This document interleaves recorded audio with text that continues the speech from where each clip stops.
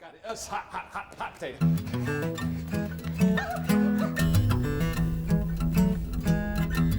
Use your character map.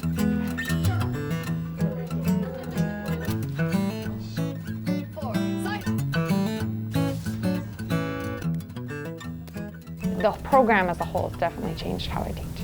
And stretch. 2, 3, 4. It's not just a dance lesson, it's also, a language arts lesson. So what we're each going to do is a self-portrait that's abstracted using elements of simplification. I think of teaching as layers and as adding other layers onto it and making it a richer experience for the kids.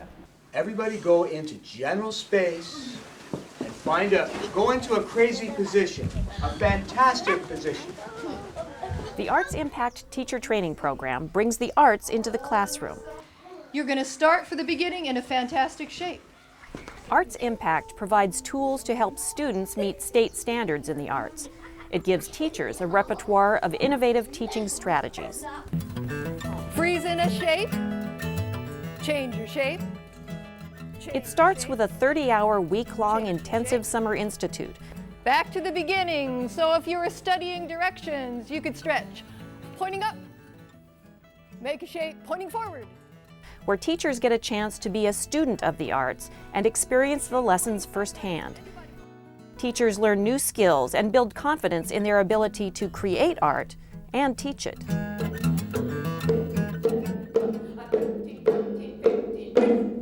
Perfect. So now your task is to come up with a different number sequence. Here we go with an arm. They see how rhythm and counting in dance reinforces learning in math. 2, 3, 4, 5, 6, 7, 8, 9. Great. Okay, here's one for you. Okay, I am the tiger, rushed. I'm the tiger. I'm the tiger. I'm the tiger. I'm the tiger. Great. Teachers see how theater arts can be used to drive home literacy concepts. Not only are we integrating reading with this lesson, but also writing. And what this lesson is really about is going into a story and extracting information about a character. The lessons learned in the Summer Institute translate seamlessly into the classroom.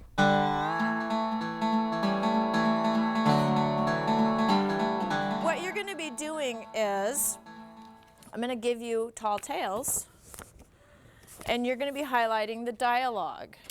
An artist mentor works with teachers to plan lessons customized to their students' specific learning needs. Because that's a big clue right there in the text that you have, is that he's sized. This is a script. You made a script out of a book. My name's Littlefoot Sue. I'm called that because of the trick foot of mine. You're already pretty as a blue bonnet on a hill. I hate this part.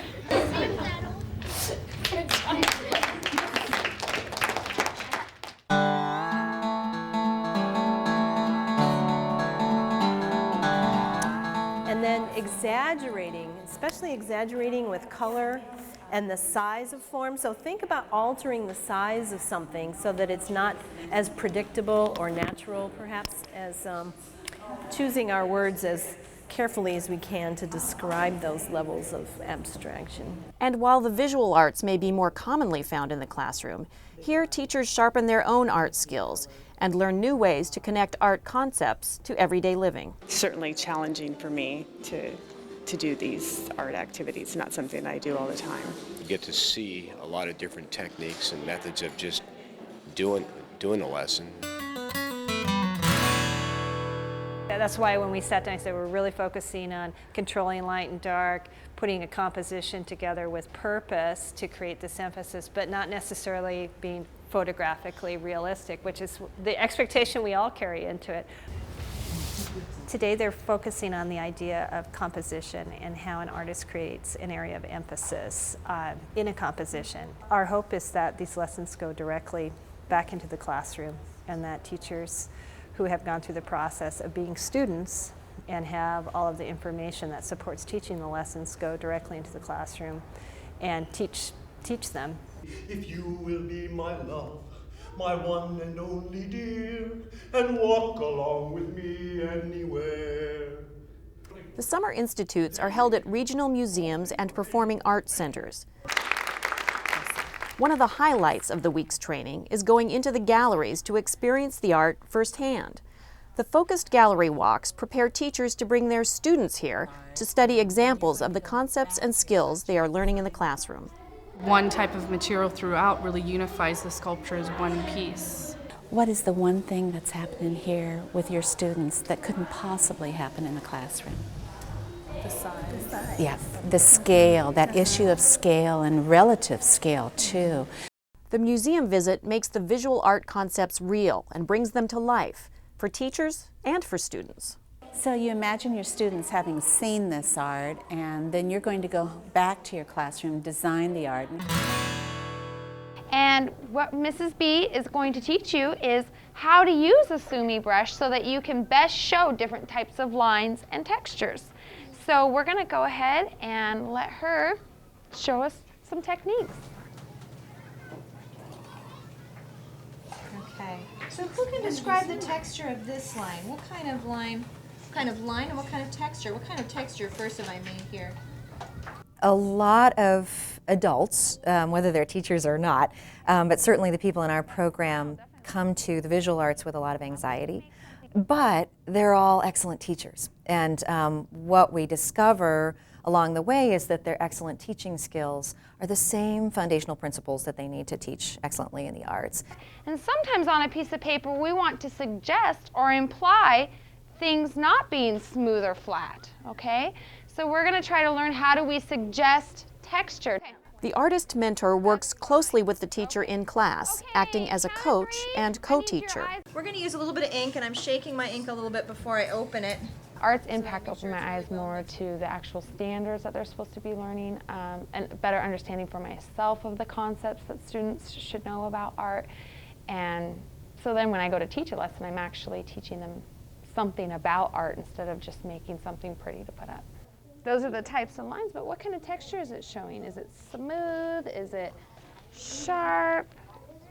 The artist mentor also helps the teacher assess the student's work objectively, using assessment targets and criteria for specific learning outcomes. I see a strong sense of pattern Yeah, here. yeah, me too. Isn't that exciting? Look at this, boom, boom, boom, boom. Learning objectives are aligned with state standards. That's an interesting thing when you're doing this, because you kind of want to score them on does it look like what I want it to look like versus... You're so right, because it's using the criteria as a basis for assessing the learning. You know, does a student grasp the concept of these different kinds of lines? Yes. We use the data immediately to see, you know, where the learning has occurred and where there are gaps still that need to be addressed, one-on-one or with groups of students or with the entire class.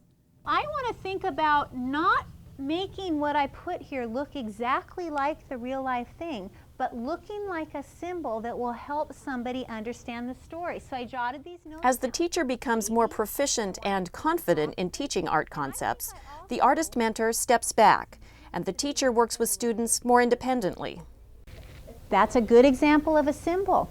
At that point, you know, I'm doing much more observing and I'm giving critical feedback to a peer, to a colleague. What do you want to do as your beginning important symbol that's going to communicate the story? It helps me understand how to fulfill the state learning requirements. Sometimes you read those and you're not sure what some of the terms are or what the concept is exactly, and so you need to have opportunities where you can go back and be the learner. And the institutes are really a place where the teachers are the students, and we as mentors in the institutes are both teaching the lessons at the grade levels that we wrote them, but we're also at the same time, you know, continually stepping out of our role as teacher to elementary students and speaking as colleagues with the teachers. And so I think it's a really rich, layered experience for the teachers, and they love it.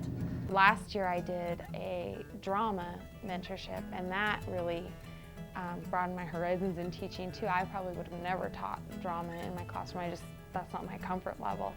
And now I use just even the small techniques a lot, almost, you know, in my daily teaching. Getting up and getting out of the box and trying the theater and trying the dance has been really made me think, oh, there are 50 ways of doing one concept instead of this is the way I was taught, so this is the way it has to be. It's just, you know, get out of the box.